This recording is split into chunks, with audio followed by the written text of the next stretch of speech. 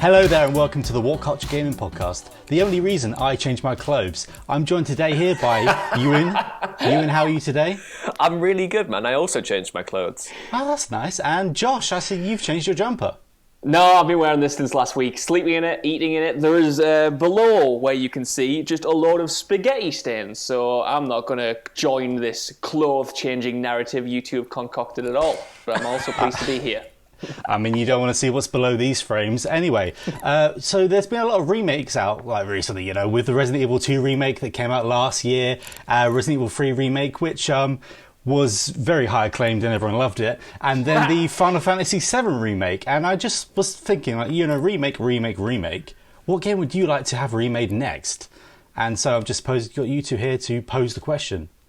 Lovely word salad, that. Yeah, no, I love remaking. Remaking things is great. I'll remake everything.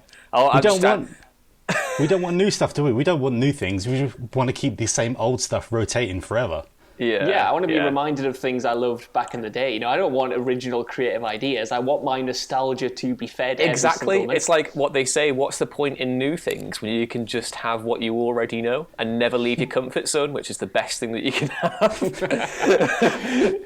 Especially during these times, man. Like, I don't know about you guys, but I've been revisiting like old games, old movies during, you know, obviously being inside, and it has been really comforting. I've got to tell you, like you said, Ben Roy, to an extent, every single new game I've played this year has been a remake in some form. Doom Eternal, even though that's obviously, you know, new content, it's still kind of based on Doom 2 Hell on Earth. Then I've been playing, like you said, Resident Evil 3. I've been playing Final Fantasy 7. So for me, I'm all in on remakes. I think they can be done well when they're done well, if that makes sense. If they're more than just kind of a port, if they're a real reimagining of what the original IP is or was, I'm always excited to see what the creatives do with it, because when it comes to the gaming industry, unlike, you know, movies or TV or literature or whatever, I feel like the gaming technology that we use, it's always progressing, it's always being updated, new things are being added that games simply couldn't do 20 years ago. So for me, it's particularly interesting to see original creatives who worked on those original games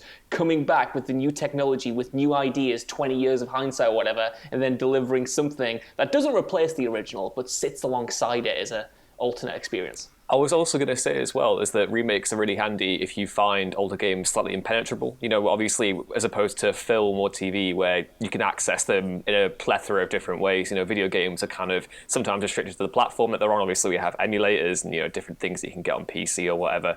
But, you know, a lot of these games at the time, if you're like me, who like moved from like the parents' house halfway across the country, my old Xbox is all the way down in Liverpool. I'm all the way up here with just the PlayStation 4. So there are certain titles that I miss that I would love to get remade so that I could reapproach, and also stuff that I don't necessarily have any kind of attachment to, but would love to approach from a fresh perspective, like and ways that, you know, games that you should like on paper, but then never got around to playing them because there was some sort of mechanic that you didn't like that is now very much not part of the here and now that the remake could change. So yeah, I'm very much here for gaming remakes.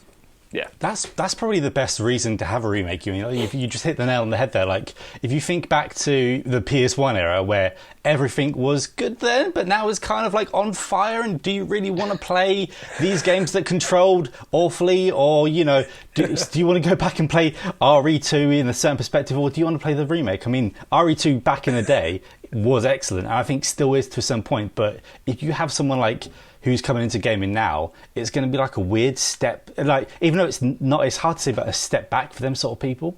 No, I completely agree. I mean, I tried playing Metal Gear Solid 3. I got the Metal Gear Solid HD collection, and I remember that being a massive shock to my system, having been raised on the Splinter Cell, and then going over to that, and then having to aim with a directional pad, and Snake's just there going, and it was like controlling some sort of really bad, like, circus ground robot. He's this highly trained secret agent, and he can't aim for anything. He's really bad.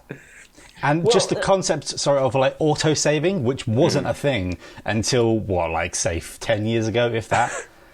Well, it's easy for, people who are perhaps a little bit older like us to look back on these games and say, well, that's just the way it was. It doesn't make them bad. But if you've grown up accustomed to a certain sort of comfort, like you said, when it comes to things like autosaves or, even the ability to move around the camera without it freaking out and going into your character's face, it can be hard and, like Ewan said, a bit impenetrable to go back and try to appreciate them on their own terms because those terms have changed so much. So I do like the option. And when it came to Final Fantasy VII, for instance, I hadn't played the original and I jumped straight into the remake and had a bloody good time.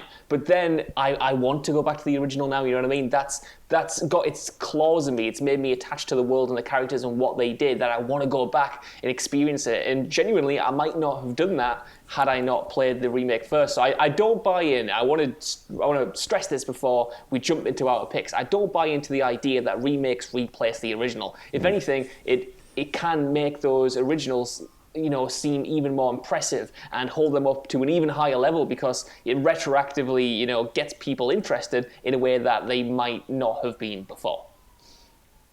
Yeah, I mean, you've hit it on the head there. Like, I think you should go back and play the original games that we're going to mention today, but at the same time, it's just like, say, going to someone else. Imagine a time before Amazon Prime. You had to wait weeks for your stuff to be delivered. It's just, people are accustomed to a new way of playing, and again, with what Ewan said, like, it just, the things play differently now, but at the same time, there's always room to, like, say, one of my main reasons for this is, the games I've picked is the atmosphere in these games can be so better realised now, like, say, RE2 Remake compared to RE2 Original. Like, just imagine what some engines can do now and just really flesh out that world to what our young brains imagined back in the day. But I want to pose this first to you, Ewan, and see what the first game you had on your list was. This is a really probably controversial pick, but something that I think will resonate with fans of Red Dead, and it is Red Dead Redemption, the one that released in 2010. I know it's literally only 10 years old this year, but going through Red Dead Redemption 2 story again at the moment and, playing as John Marston in the epilogue and going through New Austin and just seeing Mexico just right across the river and you just want to go in and jump in. And to me, even though I think there are certain elements of Red Dead 2's gameplay that wouldn't necessarily gel with the first game, I do think that Rockstar could certainly, with this new version that they have of New Austin, and I assume that there are different bits of Mexico that they have mapped out, I don't see any reason why they couldn't just go, you know what, we'll remake Red Dead Redemption and we'll package it with Red Dead Redemption 2 and then that'll be the one big, like, Dutch Vanderland gang story. I think that would be amazing. Obviously, you have the voice actors there. Technically, there are, I've heard stories of how that game was cobbled together on bits of tweed and string and it all just somehow worked. So I think there's definitely, there's incentive to go back and remake that game. And I think given the technology that they have with Red Dead 2 and how much the gameplay influenced the narrative in that game compared to the first, I think there's definitely, cause to actually go back and do it. And I would absolutely gobble up a Red Dead 1 remake, even if it is quite new. It's funny you should mention that, Ewan, because I've been going through, like you, I went through Red Dead 2 at the start of the year, then I jumped straight into Red Dead Redemption 1 because I haven't played that game since it came out back in 2010. I wanted to see how it held up. And in my opinion, it doesn't. Like, the world is so great, and that hasn't changed. And the gameplay itself is quite fun. But when it comes to the story, for me, and this might be controversial, but I think Red Dead 2 kind of surpassed it in a lot of ways and fleshed out that world in a way that Red Dead 1 wasn't totally focused on. A lot of that game, especially like the first 10 or 15 hours, is kind of just John Marston out there, and you don't really know why he's herding there. cattle.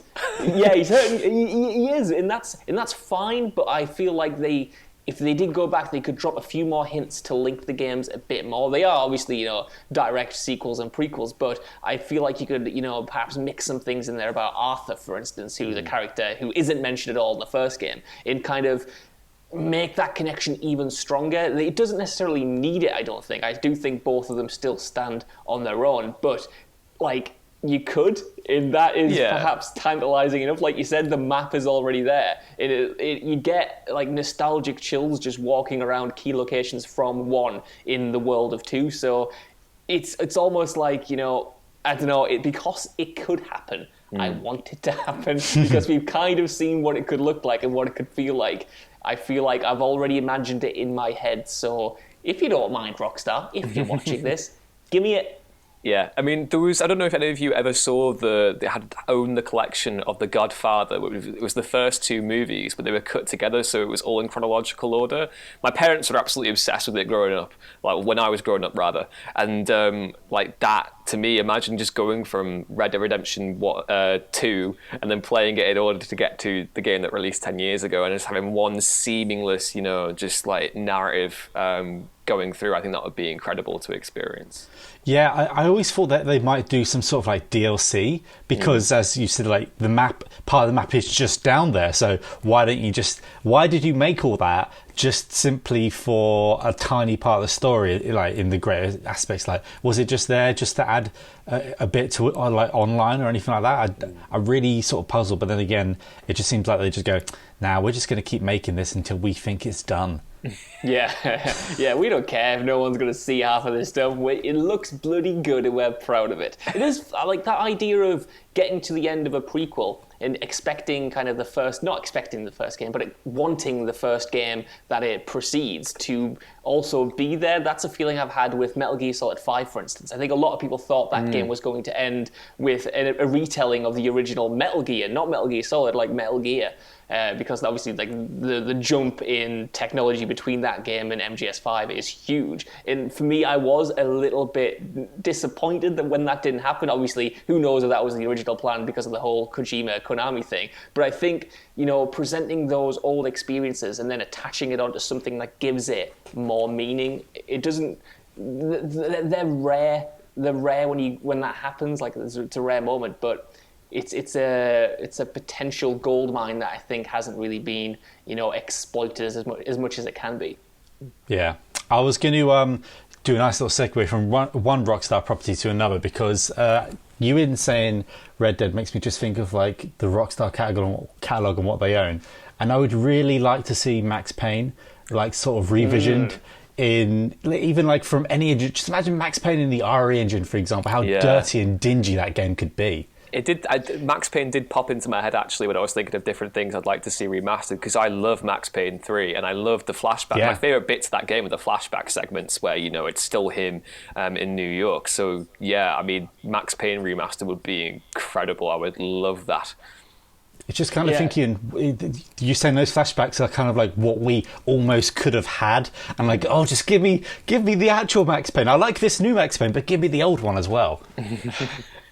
I just want more Max Payne in general, man. Like whether it's a sequel or a remake or whatever. I went back again because I've been playing all these old games. I went back to the original Max Payne. In the core shooting of that game, surprisingly still holds up. It's still so satisfying to blow fools away in slow motion. But you are absolutely spot on. The dripping atmosphere that's already in that game could be increased massively in like a new engine with Rockstar's now signature presentation. I know a lot of I don't want to overlook Remedy's impact on those original games, but I do think you could take what's already there and spruce it up. I don't think that has to be a major remake. I don't think that has to be on the level of Resident Evil 2 or Resident Evil 3. Yeah. What's there is great. Just make it look prettier and tweak a few of the bugs, and then you would have a winner. And probably make it less harsher and like add an autosave or two, because there are a lot of moments in that game when they're just man with shotgun and you're dead, and you have to remember next time the man with the shotgun is around the corner, so you better be ready, sort of thing. But like, just it's so sort of like the lighting in that game is just so sort of like, I know it's like an apartment block for a lot of it, like just bland and sort of like there, which you would expect, but like just add bits where a few corridors have a flashing light or something like that, and then there's drips that you can hear in a distance, like say of some sort of like fire extinguisher like has gone off, anything like that. Just little nuances that would just like really flesh out this sort of like horrible mess that Max has found himself in, and really bring you through the grittiness of New York. And just imagine also those dream sequences reimagined into something more fun. Yeah, I mean, you mentioned like the little destruction that you could add in. I think that's one of the things that makes Max Payne 3 such an enjoyable shooter, because that game world isn't really responsive, but the amount of little touches in its destruction tech really does make those firefights feel like really intense. Like when you've got shootouts in office blocks, and you can see the papers whirling around, or like the bullets coming through, desks and stuff. I always love that kind of stuff when it comes to shooters, and the original Max Payne's to an extent had some of it, but like what they could do now and have all of those like particle effects going off and have all of those small details that make what could be just a bland, like you said, office building really pop, or apartment block really pop. Man, like I wasn't sure about that coming in, but you've kind of convinced me with it, I think. After playing, going back playing Quantum Break for the first time, just seeing what other little bits of lore they could drop in there as well.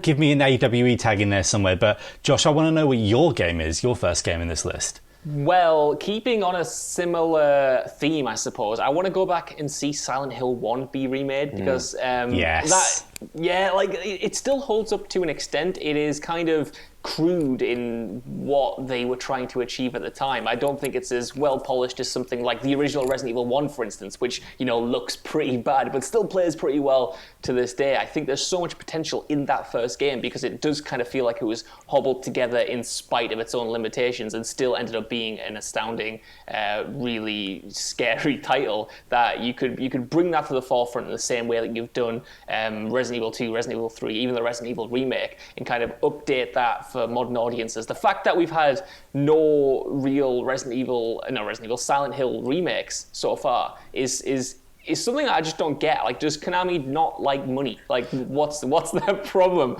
I don't know. There was that god-awful HD collection which ruined parts of some of the games. Yeah, I remember that. Because it was the visibility, wasn't it? Part of the horror of those early games is that they were affected by the limitations of the technology. So the lack of visibility is something that always stands out to me about Silent Hill. So I guess that would be one of the challenges you'd get with a remake. But then again, that gives them more power to control what the player can and can't see. And, those games, even when they kind of look so dodgy at times, probably some of the most atmospheric games I've ever addressed. Up there with Dead Space for me is something that I got so gripped in, and it gets in your head and it's so good. Something that messed around with sound.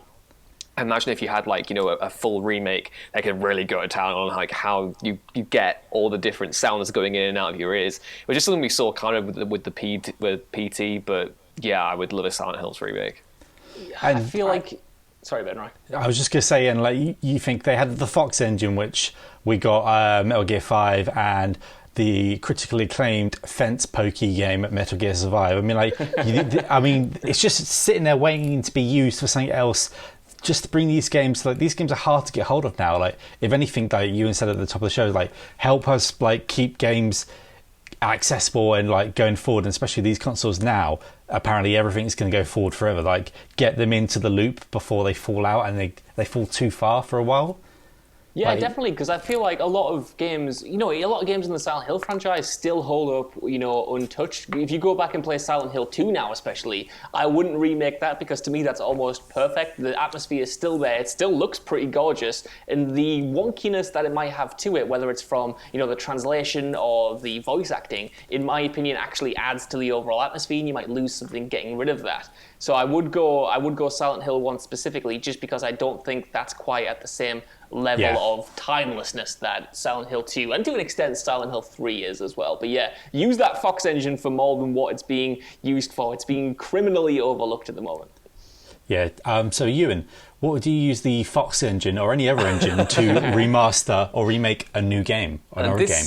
This kind of got some real life evidence based in it, but at the beginning of the year we had a rumor going around that EA were keen to do a remake of Knights of the Old Republic, and yes. I know that loads of people are probably screaming right now, being like, how can you remake that game? It's fine anyway. Oh, Disney ruined Star Wars, blah blah blah. And to that I say, haha, because I'd actually really want Disney Knights of the Old Republic. I think it would be really cool. One thing that I always enjoyed, I enjoyed the story of Knights of the Old Republic, and I loved the whole setting and everything.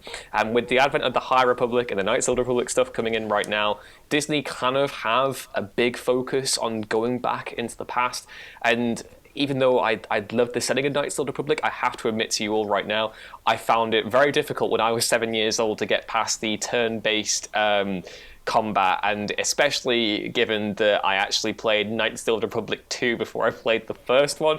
So imagine me just loving Battlefront, loving Republic Commando, loving the Jedi Knight series, and then spending 3 hours on Knights of the Old Republic 2, not just attacking people with a little blowtorch thing and not like an actual lightsaber. It was infuriating, but I know everything about Knights of the Republic now, and the story is so compelling. Remake that. make combat more basically take the same approach that we've seen with Final Fantasy VII. I know people do like pointing the turn-based combat, but for me, if you want to embody the role of a Jedi, you need to give the player as much agency over the combat as possible. So that's how I would do Knights of the Old Republic. See, for me, I also had a problem back in the day where I was like, I don't want to use this sword. I want to use a blaster to kill this monster in the sewers. Why won't you let me do that? But I think that these games have sort of fallen into a vacuum of where, as someone who will edit videos that you will do on Knights of the Republic, when I have to go there and find this old footage and say, people just have an archive footage that I want nicely. So personally, I want there to be a new game just so it'd be nice to use some newer footage and just make my life a lot easier. But also at the same time, it's kind of like money on the table with this. Use this as a bridge to the High Republic, as you're saying, and get people sort of into the idea of Star Wars before the absolute brilliant film that we had in The Phantom Menace. I mean, just what happened before that? Were Gungans around back then? Who knows? Josh, is there anything else you wanted to add to this Knights of the Republic remake? Well, I think I need 5 minutes to recover from everything you just said there, Bedroy. But I was the same as you. I was a bit too young for it. I still really enjoyed it at the time, and I have really fond memories of it. And obviously, I've gone back to it since. But yeah, I do think, like Ewan said, you could have your cake and eat it too. You could have the old, turn-based style in there still, but you can also have an alternate, Final Fantasy VII style combat system that would really benefit from you feeling like a Jedi and not just feeling like someone waving a bit of a stick around and hopefully your critical hits get registered. But I feel like over the past 7 years or so, it's just been EA leaving good money off the table, not doing anything with Knights of the Old Republic in the console space, in a regular story-driven RPG where obviously the MMO is still up and running, but yeah, either remake it, give us Knights of the Old Republic 3, or just do something with it, because like you've both been saying, you know what I mean, we've got the High Republic coming in. It sounds like it's going to be very in vogue to go back in time and go to that pre-Phantom Menace era, and it's a fertile ground, and it's got so much potential that I just want good Star Wars games, and that is arguably the best Star Wars game. So yeah, do it, gauge interest for a proper sequel, and then make the proper sequel. Arguably, even though Jedi Outcast is the best Star Wars game ever made. But what I want to know from you, though, Josh, is what is your next game on your list? Well, Ben Roy, I've actually forgotten, so I'm going to have to skip to my third choice. It's, Ben Roy. I've got a cheat sheet and it says Timesplitters 2. So what is your next game? It is. Pretend that didn't happen, everyone at home. It's Timesplitters 2. Because, again, everyone... I know, what a surprise. Huge fond memories of that. It was one of the games that got me into multiplayer shooters before I even had an online connection. And I think that game I think that would benefit from a straight remake, keeping more or less everything the same and kind of selling it for a bit cheaper, just up-res the graphics, don't really change the gameplay too much, maybe add some quality of life features to the combat and, the aiming and stuff like that. But for me, that would work really well as an arcade multiplayer title. It doesn't need to be this, lavish £60, epic blockbuster try to make Timesplitters a big, AAA experience. It doesn't have to be that. It just has to be a really solid shooter that maintains the personality and the style of the original, that will hopefully, find an audience online, because that brand of, wacky multiplayer shooting, I think still holds up, especially in a world that's more or less moved away from modern military shooters being the dominant force. We now have the space to have something a bit more colourful, a bit more arcadey, and a bit more, just tongue-in-cheek, I suppose. I would take it one step further and I would do the first three. I would just do all three in one sort of package, simply because I'm really selfish and I want Future Perfect in there. If you don't give me Future Perfect remade, I'm going to get annoyed, because I want Captain Ash to be in all his glory and go, oh, time for fisticuffs, splendid, and stuff like that. I want that was your Jar Jar impression, what you on about, mate? my old British and Jar Jar are very much similar, it turns out. But just to have the whole trilogy there and see the journey through time and how they could bring back all these eras and have them, all the characters and all sort of the maps of one sort of big collection. And I don't know about you, but my favourite, I can't remember if it was in Timesplitters 2 or 3, but it was in 3, but I don't know if it was in 2. The virus mode, where it's kind of like one person has got a green flame and they slowly tag everyone until everyone becomes like the green flame, sort of like an infection mode. And me and my friends would spend hours on that, cheese toasty in hand, controller plugged into the multi-tap. There you go. What do you need? Anything else? No. A very greasy controller. Yeah. I'm not on board with eating food and playing games at the same time. I always fool myself into thinking, oh, I'll order a pizza and then I'll play some video games at the same time. Doesn't work. You can't do two things at once. And everything just gets greasy. Your pizza tastes like controller. Your controller tastes like pizza. Why you're eating it, I don't know. You've just given Domino's or Papa John's their best harebrained scheme ever there, Josh Brown. Jesus. Hey, you know what? They can have that one on me. Back in the PS2 days, it was the Attitude Era, but what I just really wanted to saying that also manifested in that era was Resident Evil Outbreak. So these games were, for some reason, Capcom decided to do online games during the era of the PS2 when not every PS2 was compatible. Obviously, you had to buy that brick and shove it in the back, and also have some sort of broadband connection in the early 2000s. But like the idea of playing Resistance recently and then playing 3 and 2, I would take the idea that Capcom want to do something online, right? They're desperate to get Resident Evil in an online capacity. So forget Resistance, that's fine, but forget it. It's a bit too floaty. Have the solid controls of 2 and 3, and get 4 people together that can play through a narrative experience, or say I love that. Or maybe like say. You can either go down, like, what kind of we thought was going to happen with 3, where you've got, like, maybe the choice of 2 different streets, but everything culminates into an area like the zoo where you fight a giant elephant. Just experiences like that where everything's already... we always say, like, we imagine we know how games are made. Everything's already there. Just put it together and do it. But just put it together and do it. I want to shoot zombies with friends. I've been begging out for a Left 4 Dead or Resident Evil thing just for years now. It's one of the best social experiences I've had in video games, is playing those kind of co-op-y shooters that have some sort of narrative element built in. So yeah, it's something that I dearly miss, and something that the last generation of consoles has been missing a lot. That's what I really hoped Resident Evil Resistance was going to be, and it tried to be to an extent. But yeah, something more akin to, like you said, Ewan, Left 4 Dead. If you can get that kind of narrative style in there, obviously it's not really a story-driven game, Left 4 Dead, but it gives you like that enough of a drive to want to escape, want to get to the next level, and the characters were, compelling in their own right. And if you could have more choice within those levels, like you said, Ben Roy, the choice to go down different streets, then come out at a kind of like choke point after that and fight a big boss or something. Like you said, just do it. Just please, Capcom. You've had decades worth of trying. Can you please do it right?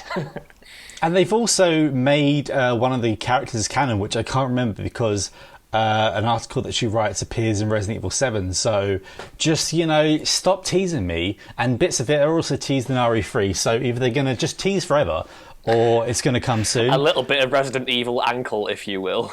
Yeah, well, they give me a bit of ankle every year with a new remake, so I can barely complain.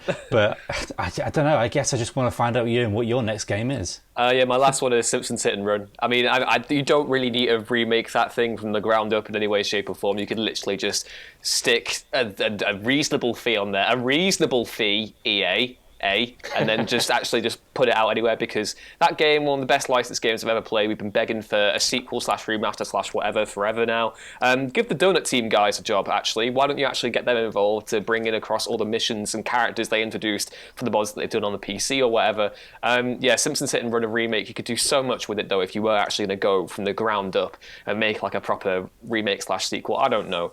This is one of those games I have so much love for, and it's a shame to me that I can't play it whenever I want to right now, because my console's like scattered across the winds of the earth like Yu-Gi-Oh's deck. That was a solid 2003 reference right there. But yeah, I just want Simpsons Hit and Run. Give it to me in some form. Just some form. And maybe deliver it to me by throwing a football at my groin. Maybe. It's kind of like, just do it. But the big question is, what would Disney censor in this game? No. Is there to the groin? That's already gone. They'll put Daryl Hannah's butt in it just to get rid of it again. Yeah. Digital fur technology. You love to see it. Like, what was the last Simpsons game we had? Like, big, proper, like, there wasn't Tap Out or anything like that. The Simpsons game, the movie game, the 2007 one. Yeah. God, it's been that long. Yeah. Yeah, 13 years. I think there's scope to maybe do at least one more Simpsons game, but then, like, after that, where do you go from there? What do you do next, Ewan? I think you should just do all the hit and runs. Just you know what? Just have a Simpsons game where it is hit and run, and it's just them taking references from the peak years, the golden years. If you wanted to, I know Simpsons Hit and Run was its own original story, but just let us mimic episodes from the show and just go around and have a great time. Something like that. I know this is mostly nostalgia talking at this point, but at the same time, just give me some sort of Simpsons Hit and Run goodness. I don't care how it's delivered to me, what form it takes. If it's called Simpsons Hit and Run, and I can kick Chief Wiggum until he just goes, "Rah!" then that'll be fine by me. Yeah, if we're going to have to bow down to our, Disney overlords who now own all of our favorite IP, at least do something good with them, Disney. At least give us some good video games out of them. Like that's all I'm asking. Like, you own me at this point practically, so at least chuck me a bone now and again in the form of hit and run. My other suggestion was going to be the Futurama video game, which I played in the form of one solitary demo disc on the official Xbox magazine in like 2003 or something like that, and it was terrible. It was absolutely awful. But a Futurama game would be great. That's not even a remake at this point. It's just wish listing for a new game. I don't even know what I'm doing right now. Someone else go. But I didn't even know that existed. I remember, I think, watching that on the Gaming Network. It was a channel like on Sky somewhere that you'd watch and just watch basically what we have now, where you go to a website and watch some gameplay for 5 minutes. But I think I watched that gameplay cycle forever. But I really love the idea of like side missions and that being moments from episodes of you, and I think that'd be like excellent. But going from something like just going from something that just has no way to segue to it. I want Splinter Cell the same way I would like the Max Payne series. I think that Splinter Cell really relied on the fact that you can hide in the shadows in this game, and you could just want to imagine what these shadows would look like now. I don't even think you need to tweak the gameplay that much. It's more just, sometimes the cutscenes in that game do look rough now, but give us the first three adventures of Sam Fisher, like sort of master, back out there, and maybe treat that as a way for Ubisoft and Yves Guillemot to maybe think like, oh, do we put these games back out there? Because Yves Guillemot is probably gonna sort of whore Sam Fisher out to every one of his games forever. I'm waiting for Sam Fisher versus Rabbids, because I don't know what Yves... Did that already happen? Or am I making that up? They're in this weird like mobile game, aren't they? They've taken the souls of all our favourite Ubisoft things and locked them in this cellar somewhere. All I'm saying is that Eve has Tom Clancy's corpse hidden in like a closet with Sam Fisher, and he just feeds them scraps of Rainbow Six Siege's microtransactions to keep them alive a little bit and sustain them. And Tom and Sam are just there like, please Eve, I want a proper tactical single player game, please Eve. And he's just like, no, Division meta friendship system, and then just slams the door, and then you just hear him crying. Because if they remake these, then just... Eves, look at what Kojima did. Make the next Splinter Cell just this big. You like big worlds. Have Sam Fisher go to a big world like Mr. Snake did. Sneak around some bushes. Go to a dark corridor. Bob's your uncle. But also, I was going to say, Tom Clancy, I think his soul has been stolen for years, because I went outside the other day, and I know we shouldn't do that much, but I was in Morrison's and I saw a Tom Clancy book. Tom Clancy's blah, blah, blah, written by not Tom Clancy. Like, what are you doing?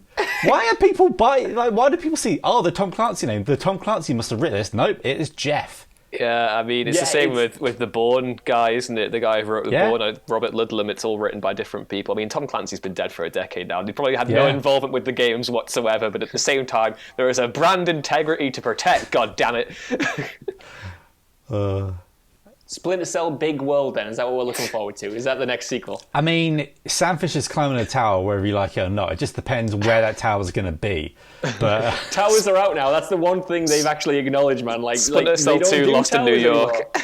There's a lighthouse in Chaos Theater, isn't there, at the beginning of that game? So he's going to climb that. But I want to know what you would climb, Josh, in your final game.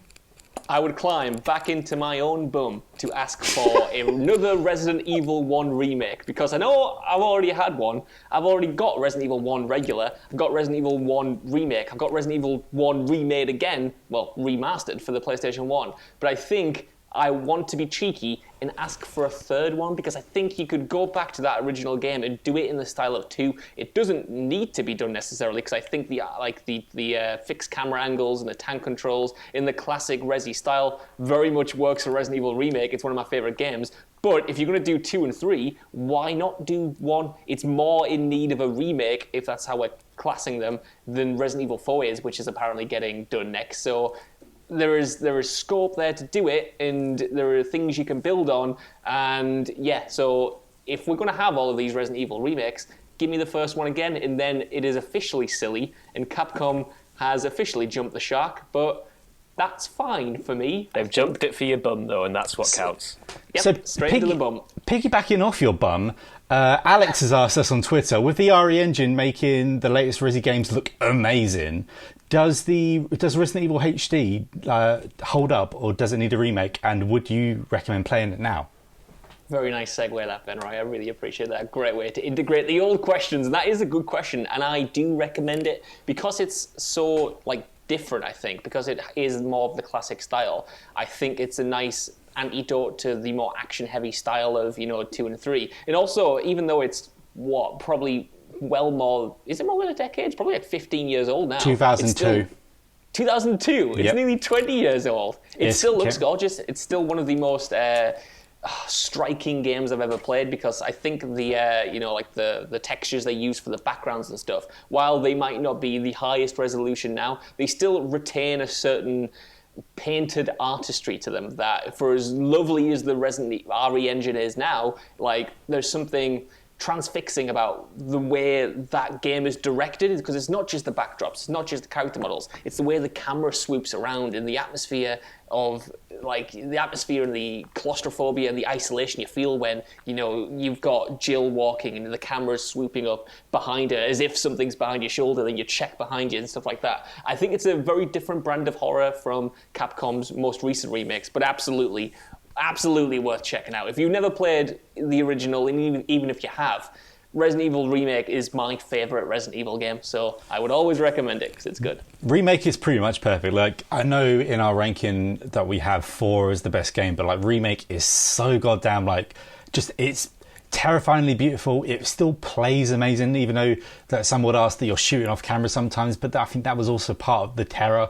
And it's on a PS4 now. I think you can buy it for a $5, or you get it 7 with 0, which you should play 0, because 0 is also brilliant and pretty much the same sort of idea of a game. But I would love to see the Spencer Mansion in the RE engine and in 3D, because there's something about that game where it's so excellent that I want a remake, because a remake of this excellent game, and where it all started over that 25 years ago, I need it back, and I need to see that cutscene again, that original zombie turning around going, yeah, as it's eating your mate. Just give it to me. Yeah, give it to me. That's a game that I would take in any form over and over again, because I do think from a conceptual standpoint, from a mechanical standpoint, it very much holds up and remains one of my favorite games of all time. Never mind just one of my favorite Resident Evils. Ewan, would you perhaps be willing to play a Resident Evil Remaster, Remake, HD Remake? And they scare me a lot, so no. And that's our verdict.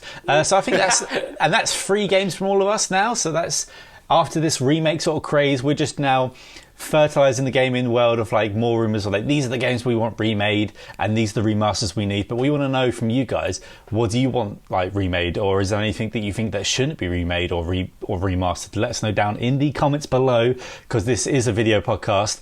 And also tweet us at #WCGP for more questions, because I want to talk about Resident Evil, so if you cram a little Resident Evil one in there, we're going to keep going forever. And I'm sure that Ewan wants some more Simpsons Hit and Run stuff, so just get in there and ask Josh what is actually in his jumper. Josh, don't stand up and show them. They'll find out next time. No one can ever know. That's been the WhatCulture Gaming Podcast. I've been Ben Roturner. You can follow me at Ben Roturner. This has been Ewan. You can follow him at Ewan Ruins Things. And you can follow Josh Brown at... Josh Brown with 2 O's. Thank you. All I've got to say now is goodbye there. Goodbye. Goodbye. Goodbye. You goodbye there. You do the slide. Goodbye there. Goodbye. I'm still in frame.